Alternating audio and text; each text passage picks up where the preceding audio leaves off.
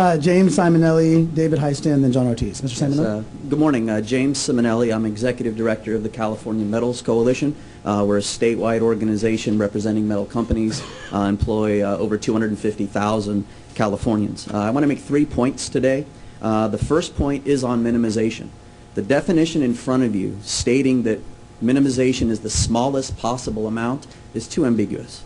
And you saw in the staff's report that there is an economic and technical feasibility. What staff didn't put in the report is that's only on the district side. For the public and for the facilities, we're left with a definition that says smallest possible amount. We need those to be harmonized. We're asking you to put in the definition for smallest possible, or for minimization, something that links the two so that we're not left with something that's ambiguous. Second point I want to make is on the Rule 2.1. We oppose that amendment, amendment to 2.1, and the reason is we've had 4 workshops in front of the Stationary Source Committee.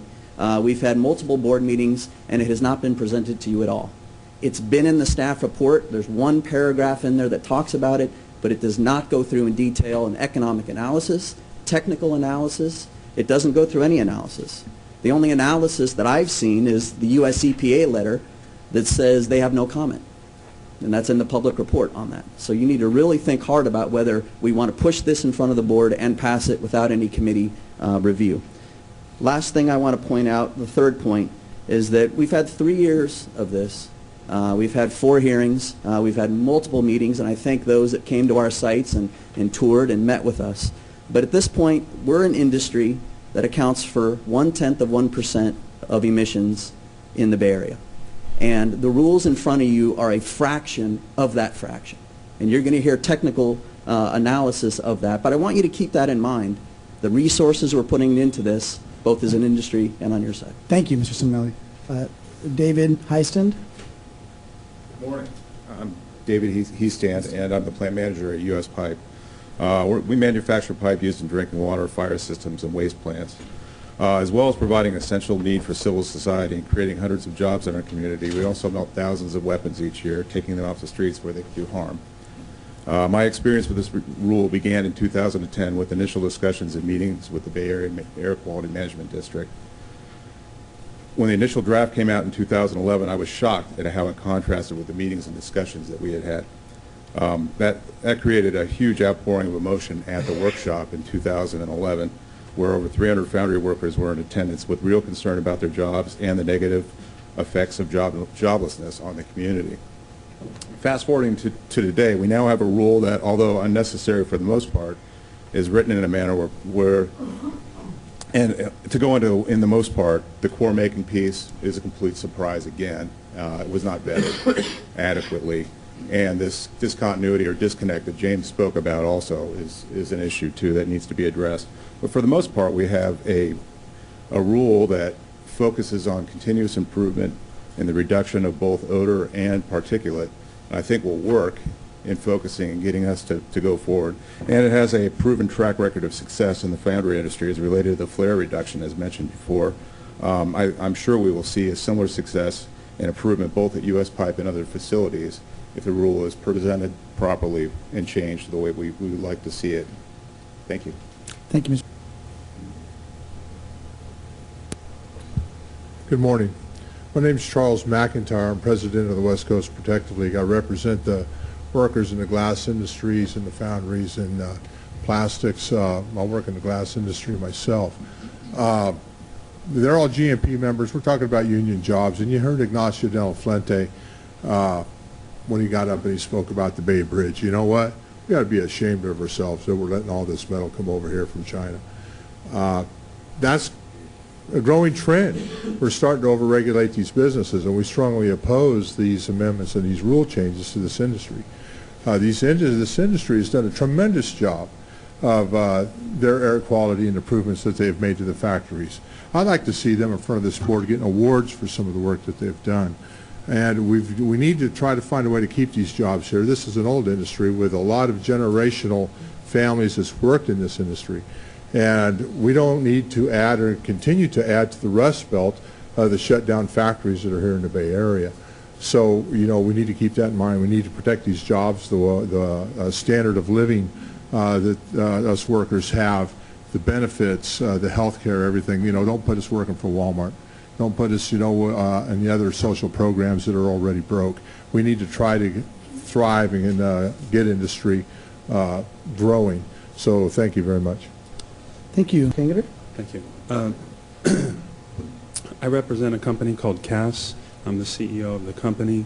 We're a family-owned business for 40-plus years in West Oakland. First, I wanted to say thank you for the opportunity to speak, and also for the process that the district has interacted with us in developing the rules.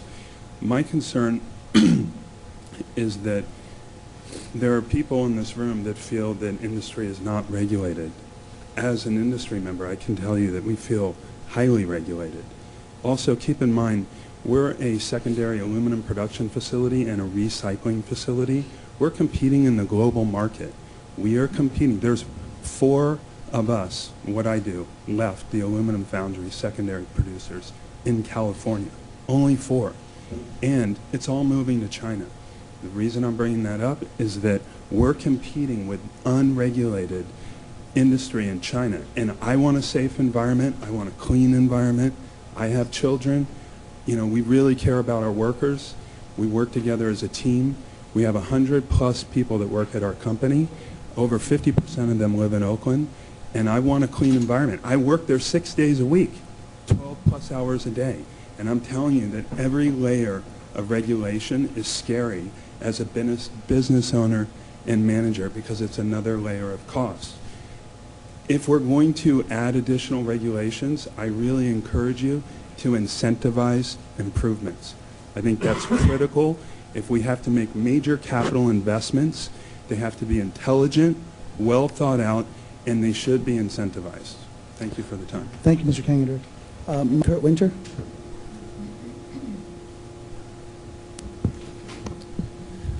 Good morning. My name is Kurt Winter. I'm the 4th generation president of AB&I Foundry. AB&I Foundry was founded in 1906 by my wife's great-grandfather, Joseph Biscacci. And after I graduated from Cal Poly and Cornell University, I made one of the most exciting decisions of my life. In my brief 20-year career with AB&I have overseen the unwavering commitment to environmental stewardship. We've made tremendous investment, tens of millions of dollars over the last decade, in equipment and processes to maintain our national industry leadership role in abatement and control technology. This capital expenditure might not seem like a huge amount these days in the era of billion-dollar mega mergers and acquisitions, but for a small privately held company in Oakland, California, the amount is staggering. Fast forward to 2011, the Bay Area Air Quality Management District proposed Rule 1213. As this rule was originally written, it would force AB&I's closure, and that's not an exaggerated statement. The capital expense required to comply is simply not a financial possibility for AB&I. The science behind Rule 1213 is unsound and flawed, and if AB&I were able to embark on this wild, impossible capital expenditure campaign, compliance with the rule is not even guaranteed. So let me change the subject slightly. What exactly does AB&I do for our community? AB&I provides 300 high-paying manufacturing jobs with pension and benefits, and you're not going to replace that with Target, Starbucks, or Walmart jobs. AB&I provides $60 million in local goods and services. Since 1906, AB&I has been a community leader. AB&I donates thousands of dollars and hours. Oakland Library, St. Vincent Day Home for Kids, Alameda Food Bank, Oakland Fox Theater, Grass Valley Elementary School, Oakland Zoo, the Crucible Industrial Arts School, Oakland Military Institute, Oakland School for the Arts, Oakland Police Department, and the list goes on. Like the fate of many manufacturing companies in the Bay Area, if AB&I closed, it wouldn't even be newsworthy, and that's sad indeed. Our founding principle has always focused on sustainability. Thank you. Thank you, Mr. Winter. Years. 7 years ago, I made a big decision. I was living in Southern California, working for my dad, wasn't going anywhere. My wife is originally from the Bay Area, and I really wanted to move back. A job opening came up at AB&I, and I was lucky enough to have been accepted for a position. So it's scary being a new guy at a job, but everyone at the foundry accepted me right away. The people I work with are amazing, hardworking, and dedicated. My peers are from all over the Bay Area. I currently live in San Leandro. Since I have such a great and stable job, my wife and I are finally in the position to buy a house. Buying a house is something that has seemed so out of reach for so long. It's been a dream of mine to buy a house in a nice neighborhood where our kids will be safe. We've come a long way, and without my job, my family and I would have to relocate to Southern California and rely on relatives until I could find a new job. If I lost my job working at ABNI, we would not be able to make it here. Although my wife works, her job is only part-time, and I'm the primary source of income for my wife and I. And also my 2 children, 6 and 4. Losing my job would also mean losing medical benefits for my family. At ABNI, we're a diverse family. I honestly look forward to going to work every day. Not for my wife, but sometimes I'd rather be at work than at home. It is great to be around such a supportive group of people. Not only the people I work with, but also the people who buy our product and support our company. I like working at this company because I feel that ABNI makes a contribution to the community. Not only the products we produce, but the patronage we provide to the surrounding businesses. Many local companies provide products and services to our company and employees, and they depend on our foundry for their livelihood. Thank you very much. Thank you, Mr. Nunez, for any comment and response to some of the public comment, and then we'll go to a board question and discussion. Yes, Mr. Chairman, members of the board, you've heard a lot of comments here this morning, and let me try to address a few of the points that have been raised. First of all, I wanted to point out to the board that these facilities are a source of complaints. We do get complaints about the odors from these facilities. They also are a source of PM. I want you all to understand that we do spend a considerable amount of our enforcement staff responding to the public as it relates to these facilities. I think some of you are probably pretty aware of the fact that if you've been around these facilities, you can smell them sometimes. And that's despite the fact that these facilities have invested in control equipment. They have put control equipment on their stacks. There have been significant improvements made. But what remains is frankly that which gets emitted out into the rooms of these facilities. These facilities are typically housed in quite large warehouse type of facilities, and the parts that they make are oftentimes cooled, or indeed the emissions will actually either come out of the facility into the room itself and out through the windows and doors. And so we took an approach with this rule that really speaks to how these facilities operate. It didn't make sense for us to propose to you any further changes to any of the stack emissions because we believe those stack emissions are pretty well controlled. But to deal with the complaints, to deal with the fact that they still are sources of PM, we thought it made sense to frankly rely on a tried and true process, and that is this emission minimization plan approach. We've seen flare operations in the Bay Area go down considerably. We think that's due to the fact that the refineries themselves are implementing best practices when it comes to the facilities so they don't flare. And so we know that we know that this works. So we took an approach over a year ago when we were developing this to actually have emission standards, and you heard actually some speakers today say that that approach would have significantly raised their cost of just operating here in the Bay Area. Some of them actually told you that they would have shut down. So we took an approach, we think, that is reflective of the fact that we need to have manufacturing jobs in the Bay Area. We know the value of manufacturing jobs. We know that the economy is based on good manufacturing jobs. And so we tried to balance everything and came back with an approach for you to consider, which is relying on a plan that would be filed with the Bay Area staff. That plan will contain best practices. The practices are things like making sure that the doors and windows are closed so that the emissions can get funneled out into the control equipment, that the parts aren't cooled out on the street, for example. These are all practices that frankly have to be developed and defined by the facility operators in conjunction with the staff here at the district. And once that plan is filed, put in place, we know that we then just make sure that those are being followed, and we know that we'll be able to minimize emissions and the odors in the community. So I wanted to just kind of reiterate why we're here today, why or how we got to where we are, because we do believe we've taken the best approach for these types of operations. That being said, Mr. Chairman, I know you have some points that have been raised, and we do have staff responses to the concerns that have been raised about specifically the emissions minimization and technical feasibility comment that you've heard. We have a slight amendment that we think that will actually deal with that, and that is to make a slight change to the rule language. Mr. Bunger indicates to me that that would not be a significant change, but it would co-reference back so that the words technical and economic feasibility are harmonized. That's a point that you've heard today. We're also, as staff, prepared to withdraw the amendment on the permitting exemption. You've heard today some comments that are a little bit of a concern. I don't want to have anybody get surprised by a change by the staff's proposal. We have included this removal of the exemption since the beginning, but if it is something that the affected facilities and others would be surprised by, we don't think that's the best public policy. So what we want to do today as part of our staff proposal is amend that last bullet here where it says proposed amendments to Reg 2 Rule 1, general requirements. Include that when we bring that back to you. We oftentimes through the course of the year make changes to our permitting requirements just to clarify things, and we do that in one big fell swoop.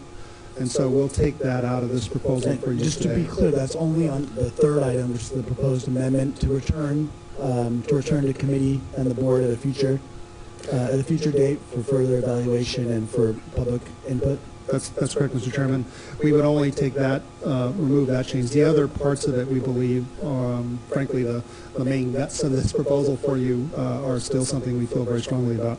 And with this one minor change that would harmonize the emission minimization technical feasibility so that it speaks throughout and consistent in the rulemaking.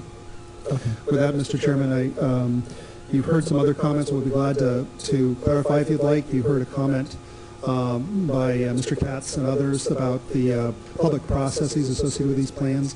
These plans were going to be filed, as laid out in the proposed rule, would follow a public process. We would ultimately define the best practices with the affected facilities and then be open up for public review. Also, I know we've heard comments about incentivizing compliance. That's not something we have done. We haven't cracked that door in terms of providing resources for facilities to comply. We're going to probably need to do that in the future, and that's something we just haven't done to date. We think it's probably a good idea for us to investigate, but it's going to require more effort on our part to identify potential resources to assist facilities to comply with our proposed regs. But Mr. Chairman, other than to go back and investigate that broader approach, I'm not prepared necessarily to suggest any incentivizing of compliance for these facilities for you today. Well, I mean, I think that a carrot generally is better than a stick, but the carrot doesn't exist at the moment. I guess It doesn't exist at the moment, right? Okay. And in terms of the public process, are you suggesting that although it be a staff level evaluation, that there be some public process allowable under that Right, setup? Camp, you want to? So as the rule is crafted, the draft proposal before you today, there would be public review and an opportunity for the public to comment on the emission minimization plan that is submitted to the Air District. Once we define that it's complete, it's got all the elements it needs, it goes out to anyone that's interested in reviewing it, they can comment. And as our staff reviews the plan that's received from the facility, we also review the public comments, and we make sure that we approve only those plans that are the best practices and technologically and economically feasible. So the public does have an opportunity to comment on each and every plan. Okay. Is there any, if it's not further comment, I'll go ahead and go to the board, and then you can always interject on any of the questions or comments raised by the board. Vice Chair Miley? Yes, thank you. Before I make my comments, the only question you didn't really answer clearly is with the EMP approval process, would we entertain an appeal to the hearing board? The answer to that question is that these EMPs are not permits, and so they're not within the hearing board's appeal authority. You know, at the end of the day, it's an APCO decision. It's like many decisions that are embedded in permits, but that are not themselves permits. Okay, all right, thanks for that response. Yeah, I really appreciate the public hearing today and the testimony from all the parties because it's been very enlightening. And you know, I know the staff's really worked hard on this over the last few years, and I've been involved with the staff in various meetings on this matter. And I really do feel EMPs is a good approach. I really do think that's a good approach, and I'm very pleased that staff came up with that approach. You know, I think, you know, it's no secret that when I look at these matters, I look at them in the sense of what's fair, measured and based on good science. And I think what we're looking here is fair, measured, and based on good science. We've got to try to balance the equities. We cannot, obviously we don't want the air to be polluted, but we don't want people to lose their jobs. And I think this particular air pollution PM that we're looking at it's not, in the grand scheme of things, it's not that big. It's not that major source. And as people have pointed out, there are a lot of contributing sources to the quality of the air in these impacted communities. And I don't think the burden should be placed not just erroneously, but onerously on one particular industry. And so once again, I think that's where the fairness comes in, and that's where the measured comes in. And I really think the staff has struggled with that. You know, I just want to comment that, yeah, I definitely don't want to see people breathing bad air, but I definitely don't want to see people losing their jobs, because I'm very sensitive to both of those matters. I'm very sensitive to the fact that, yeah, the Bay Bridge, that new glorious facility that some of the commissioners here on the MTC board sit on, you know, was being built with steel that didn't come from the United States. So that is very troubling. And I know in some instances, some of these facilities have actually been in the communities historically for a long period of time. And the communities grew up around these facilities as opposed to the facilities moving into the communities. And I think some of that's the issues of jurisdictions in terms of their land use planning and not doing an effective job of land use planning and establishing buffer zones and things of that nature, so that these odors necessarily aren't impacting communities, because there shouldn't be residential communities near some of these facilities for that matter. So once again, the issues being put before us, when in many instances it's the jurisdictions, those local municipalities that should have done a better job historically with their land use planning. I appreciate the fact that the staff's looking at harmonizing the minimization definitions. I appreciate the fact that we're withdrawing for now Rule 2.1. I think that's very prudent. And I think with all that being said, I am through with my comments. Thank you. Thank you, Vice Chair. And there's a number of you that want to speak. I'll get to all of you. Next, Director Ross. Thank you, Mr. Chair. Well spoken by my colleague, Mr. Miley. I love staff. The 12 years I've been here, I think you've done a great job of hitting the sweet spot in a lot of these regulations. It's been amazing at how you can coalesce diverse interests and come up with a regulation. This one, the shakeout may be a little early. Business likes certainty, communities like certainty, and this isn't as certain in its implementation as I've seen in other areas, but it's tough because some of these boundaries they all have different processes, just like the flare management plans. All the refineries work a little differently. And didn't we have a voluntary period before the FMP was introduced that the refineries were going to come up with their own plan, and then obviously they didn't, and we had to impose one? Director Ross, what we did was we first adopted a monitoring rule that required them to actually put in monitoring for their flares. That actually had a big impact, just to shine a bright light on their monitoring activities. And then we put the flare management plan in part because the flaring took place as a result of all sorts of different activities at the refineries, and there wasn't one size fits all in that either. So it was a good approach there. We think it makes sense here for that same very reason. To do monitoring?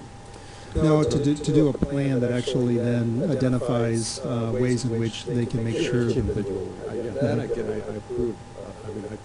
I agree with that type of approach, like we did with flare management.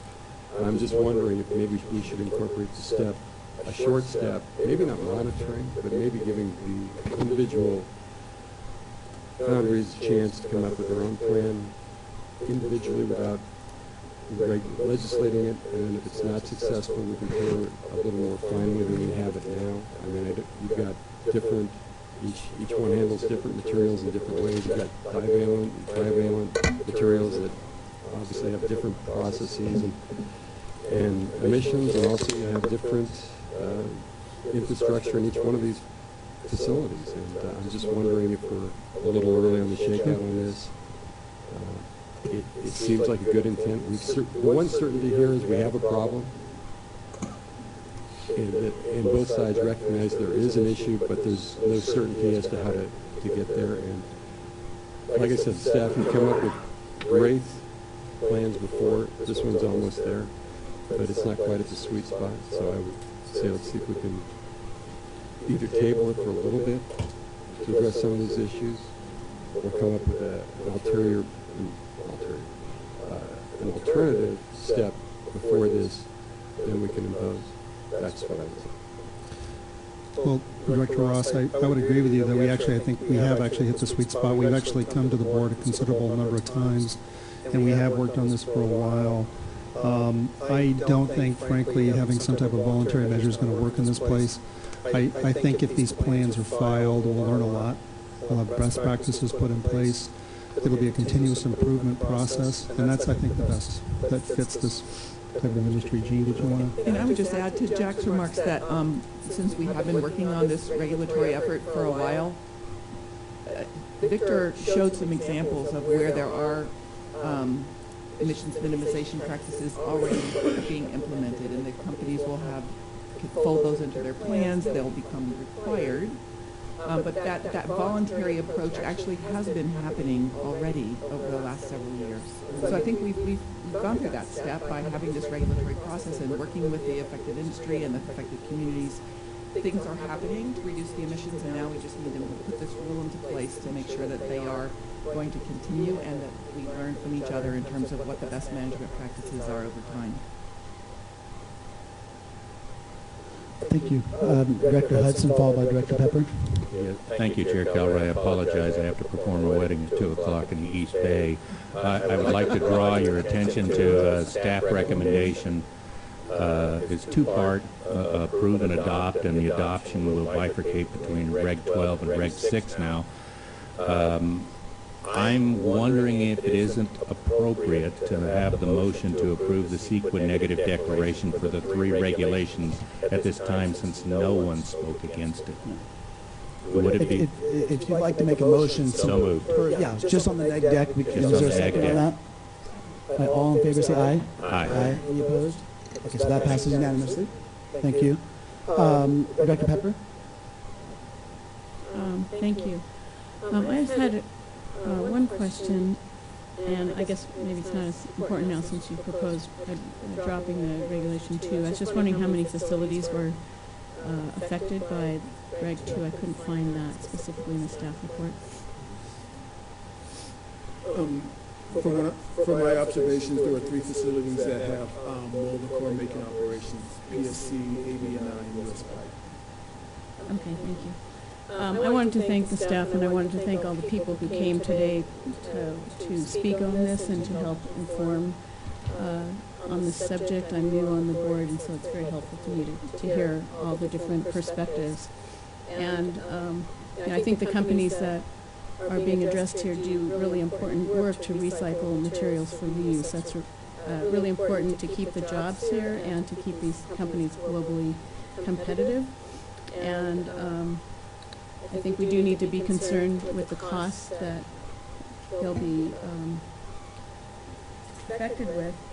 And the staff report on the cost to develop the plans seems to be reasonable, that it's not, it doesn't appear to be that expensive for each organization to develop their plans. Where the uncertainty lies is the actual implementation. And there were a few speakers, Mr. Manley, Mr. Kanziter, suggested looking to find funding to help fund these controls that might need to be implemented, and I think that makes a lot of sense. We provide incentives for a lot of other industries, and since there's so few facilities here that are being affected, it seems like it would make sense to do that so that we can keep these jobs here and keep these businesses here. I did hear agreement between the industry and environmental groups on what the definition of minimization is and the desire to keep jobs here, so I think that's good. It's always good when we have people who are potentially on opposite sides agreeing. And the approach that that you proposed of putting together these plans so that they're customized for each facility seems to be a good approach. I guess one of the concerns was the public review.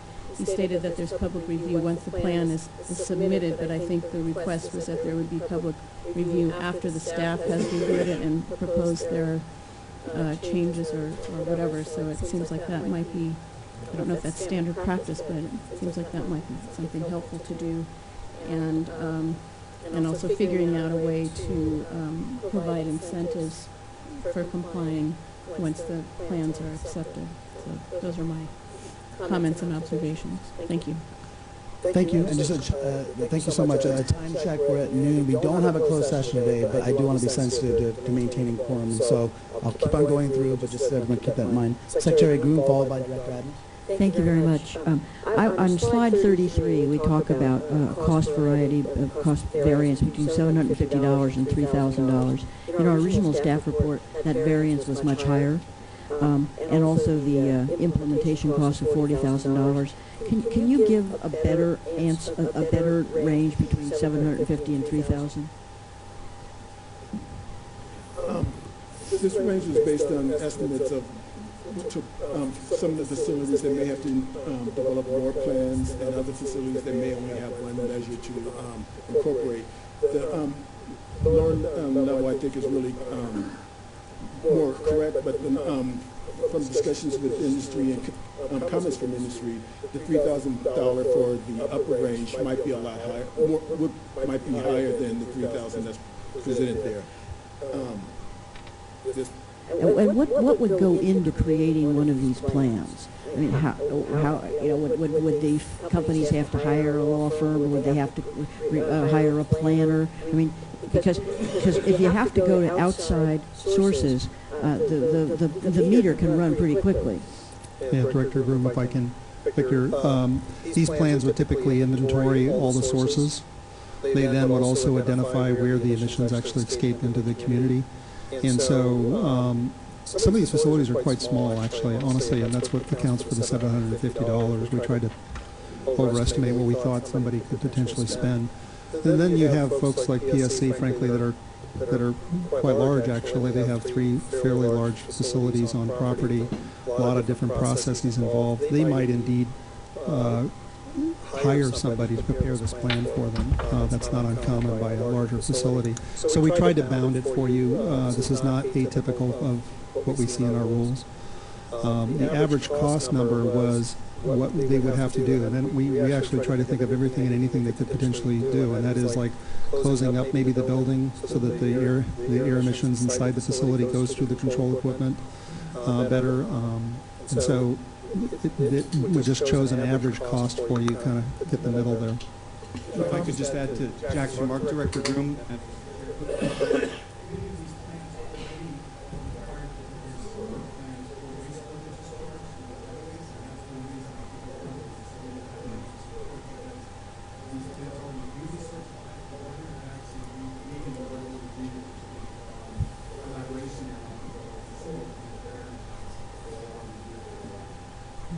And second question is, if we do approve this, what will the review process be, and how will we continue to work on defining some of the terms that everybody in the room seems to think are ambiguous? Sorry. Yeah, okay. So, Director Groom, we're going to make one slight proposed change to the language here that would harmonize the rule a little better, that would tie in technical and economic feasibility back also over to the other parts of the rule, and that I think has been indicated to us by some of the representatives of the Metals Coalition that I think that's what they're looking for, is a better harmonization. But what I would strongly suggest for the board to consider is directing staff so that as these plans are filed and put in place, we do a check-in with you to show you these are the things that we're seeing. These are so that you have a little bit of a comfort level, so that you see that the staff working with these affected facilities aren't requiring things that frankly aren't implementable, if you will. So that's one step I was going to suggest, Director Groom, for you. I would come back to the stationary source prior to the part of the actual approval of the plans themselves, so that we can actually review for you all the plans that have been filed. And if we do put this review process in place, I mean, I certainly hope that we can have the kind of meeting where the representatives from the neighborhood and the environmental community will be able to work with the plant technical staff as well. Yeah, I apologize, Director Grimm. You asked that question. I think what we would do is once we work with the facility and we've got a finalized plan, we then would put it up for public review is typically how we do it. We put it up on the internet. We also then make it available for the public if they want to come in and look at it. Does that help answer your? Yeah, thank you very much. And again, thank you to everybody who came today to give us their observations and opinions. Dr. Adams? Thank you. I have a couple of questions. First, in follow-up to the comment that was made, it's sort of like a private homeowner doing their home energy audits, and they come up with a plan for the different things that will help them to reduce their load. So I'm looking at this as something along those lines. The suggestions I would make is if it would be possible to add a couple more definitions, like fluff isn't in there, and we've had fluff passed around. And it is in the body of the text really deep, but I think that if that's one of the things that we're worrying about, there should be a definition. And also, if there could be something in the definitions that talks about what a care neighborhood or a care community is. Because I had to, again, go through the whole document to find that deeper. I think the ambiguity of the definitions for minimization, that resonated. I'm happy to hear that we're going to try to approach that. But as I was reading through the document, there were a number of places in the graphic that talked about what the emissions might currently be and what we were shooting for. And so I don't know if those were going to be used as these plans were developed. Or are we, working to lower and get closer to those standards? We have standards for our spare the air days when those are triggered. So I didn't understand why we wouldn't have sort of at least some level so that there could be some standard that people could know that if it gets above that, you're way out of line, and trying to continue to move it lower below the line would be something we could work on. So that's the first one. The other question or support that I have is for grant funding. We do this in the program where we retrofit the diesel trucks, and I think for the few foundries and plants that we have here in the Bay Area, coming up with a plan and having some type of an incentive grant to help them with the implementation, I think goes a long way to improving the willingness for the organizations to work with us. The issue of enforcement or holding companies accountable if they're not sticking with their plan, I'm still fuzzy on how that all works.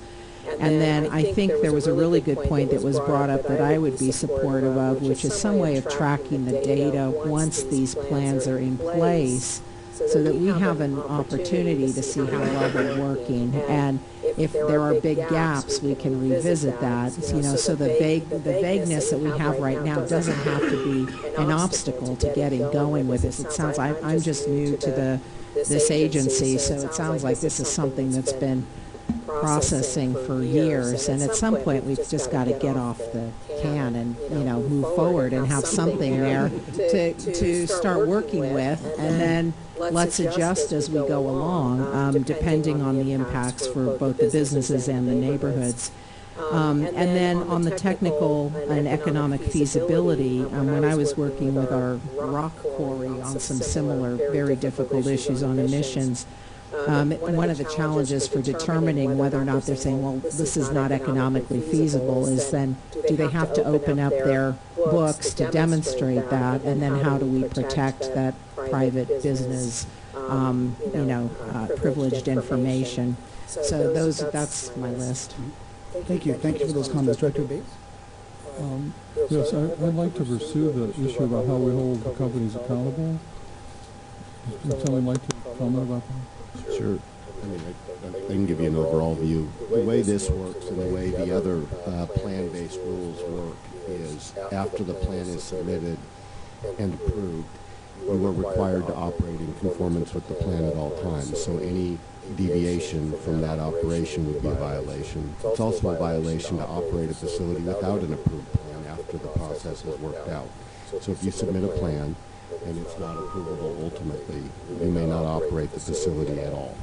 But if you do get an approved plan, you have to operate in conformance with it. So those are the enforcement hammers that are available to the district. Just as an example, because we have the flare rules in place already, the flare management plan rules, they require certain things to be undertaken at the facility. When the facility falls short of that standard, NOVs are issued and they get processed just like any other NOV. So these sort of become a permit condition that you then have to comply with. And the advantage for us in these situations is each facility's plan has flexibility to meet that facility's requirements. And so we don't have to go back and define on an individual basis each thing, because the facility has told us what they can comply with, and it makes a very straightforward way to regulate. Yeah, I think that's actually one of the strengths of this proposal, is the flexibility of each individual plan. So I, obviously have been interested in the entire Bay region, and certainly interested in economic development and seeing us be able to survive and move forward. But at the same time, I also represent Berkeley, which has specific steel casting in our community. So I know firsthand what the issues are here. And I've had this opportunity to be there for 30 years and watch this plant. And to be quite candid, what's happened is that Pacific Steel Management has done really amazing things. They have moved forward with all kinds of different proposals and different plans. But we never really had the tools to enforce and have them come up with a plan. And so it was always frustrating for me, and I appreciate the fact that the district did come up with this rule, because I think this is a fair rule. It's a rule that says that, they do look at the best practices, and, we found things like they were they're cooling various materials outside, and having doors left open and things like that, the fugitive air. And it was really difficult for the district to get a handle on how to make changes. And with this plan in place, we'll have that opportunity. And I don't think I feel sorry for the people who come here and think that by us passing this rule, we're going to drive their company under. I don't think that's the case. And you have to, there's trade-offs here. We're a public health agency. That's our number one requirement. But also, we're not, we're concerned about our overall health of the environment. It includes people having jobs and people having opportunity. This, in my judgment, is not going to force anybody to close, and certainly shouldn't. But what it will do is it has an opportunity for us to get a handle on some ways of taking some of these major foundries and steel manufacturers and have an opportunity to get a better handle on regulating them. So I'm prepared to make a motion to adopt, if it's appropriate, if you'd like a motion now or later. Sure. Oh, no. We'll take a motion now. I'll move the staff recommendation that we adopt the proposed Regulation 12, Rule 13, Foundry and Forging Operation, and the proposed Regulation 6, Rule 4, the metal recycling and shredding operation. Okay, and with the suggestions from staff. With the suggestions of staff. And the recommendations, the additional recommendations from staff. Yes. And I was going to see also if you would agree to include a review after a year, to go back to the board just to see where we are. And add a definition? Is that possible? Or The minimization was part of it. Yes, that was included as part of the staff amendment to the recommendation. The addition was the harmonizing of the definitions. Yeah. Minimization. I'll second that. And does that also include with the review process, Right. bring it to the Stationary Source Committee? Right, that's the direction from staff, Director Miley, that we'll bring it back to the Stationary Source Committee. So why don't we my great motion, why don't we read back what you think the motion is? Yes. So Jack, just your interpretation of what the motion is.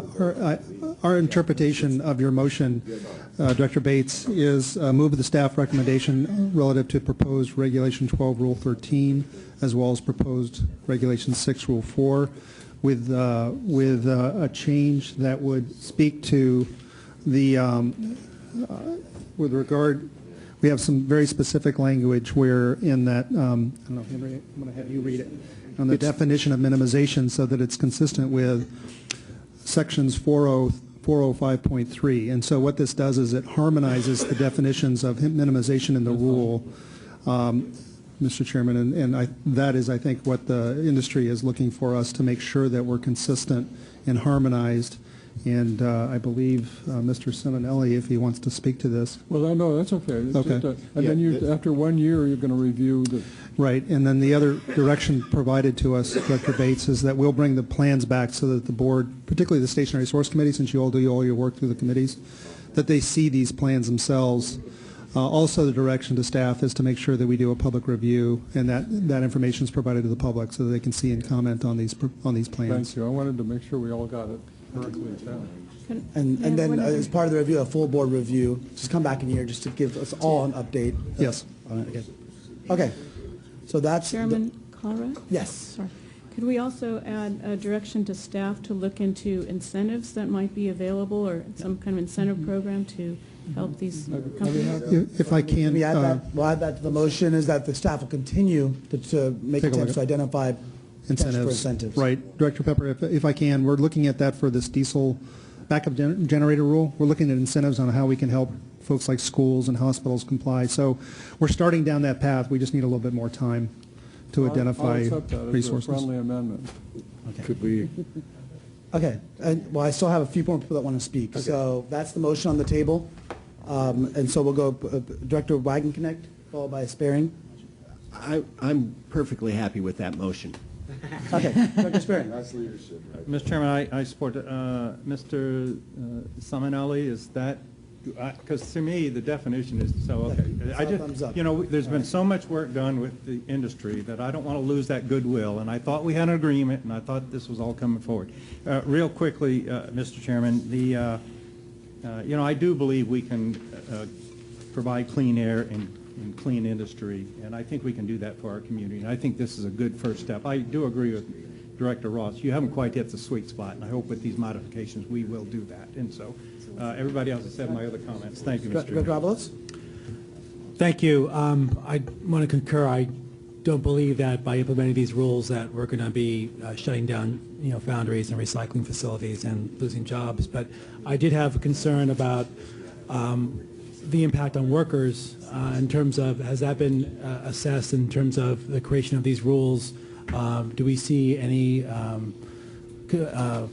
possible impact on workers in these facilities? Because, I mean, it seems like we're closing windows, closing doors, we're ventilating, we're removing ventilation. So what does that mean in terms of workers and what their exposure is? Well, Director Avalos, actually, and that's identified in our socioeconomic report. No, we do not believe there will be impacts on workers as a result of implementing this rule. You're looking at best practices. You're looking at how they operate. And so we don't believe that facilities are going to then react and lay off staff at all. That's not going to be a problem. Actually, it was more not about layoffs, but about exposure. Yeah, actually, this modification to the definition of minimization also picks up looking at the effects on worker health and safety. Right. It's economic and technical feasibility and worker health and safety. Those are all part of that. And are there recommendations about what workers do to minimize risk? I mean, a lot of workers came here and said they're perfectly healthy after working decades in these facilities, but I think exposure is still real, and what the response is from Air District on that. Well, I think, Dr. Avalos, I think you make a good comment, but I believe all the steps that are going to be taken by these facilities that will minimize their emissions will actually also help improve worker safety and worker health. In terms of quantifying that, that's a little harder for us to do, but that's certainly something we can look at and come back to you when we look at the full review of this rule in a year's time. Once the plans are filed, we can then look at how this will also result in some worker safety and worker health improvement. I think that would be really important to look at. It seems like, especially with fugitive emissions, it's less easy to determine, what the impact is on airflow within the facility, and that should be something that's a worker issue that should be looked at. Director Ross?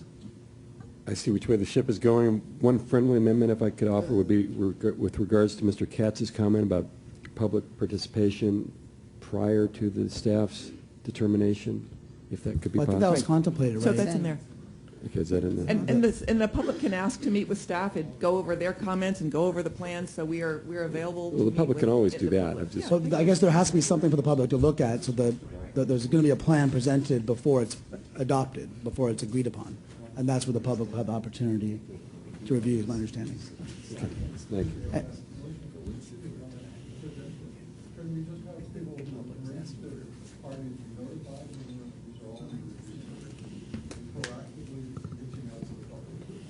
Yes. That can be directed. Okay, and yeah, I mean, we hear on one hand toothless regulation, on the other hand, over-regulation. Sweet spot's usually somewhere in between, and so. We think we have, Mr. Chairman, hit the sweet spot, but yeah. clearly Mr. Director Spearing and Director Ross don't think so. I think we'll prove All them right. wrong, but I think we've hit the sweet spot. So, yeah. Okay, well, so we have a motion. We have a motion on the floor. All in favor, say aye. Aye. Any opposed? I'm opposed. Okay, so we have one opposed, so that passes with the one opposition. And so Sean, should we do a roll call then? Okay, so let's go ahead and do a roll call vote. Director Adams? Aye. Director Avalos? Aye. Director Bates? Director Barrett?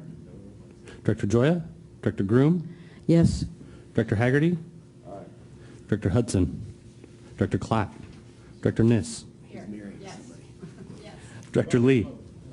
Director Marr? Yes. Director Miley? Yes. Director Pepper? Yes. Director Pifo? Director Ross? Yes. Director Sabranti? No. Director Sparing? Yes. Director Wagenknecht? Yes. Director Yeager? Yes. Director Zane? Chair Kalra? Yes. Thank you. Passes. All right, thank you, and thank you, Mr. Douglas. Member